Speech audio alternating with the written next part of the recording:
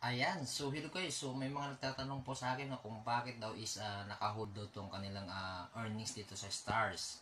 So guys, ito guys, bigyan ko kayo ng idea sa mga nagtatanong, sa mga nag-message sa akin kung bakit naka-hold tong inyong mga earnings dito sa Stars. Kagaya po nitong aking earnings, so naka-hold din po, no?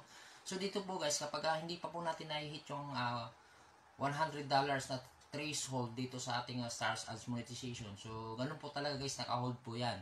Pero once na na-hit mo na yung $100 na threshold na pwede nating masahod dito kay Facebook, so matik yan guys, magiging paid dyan.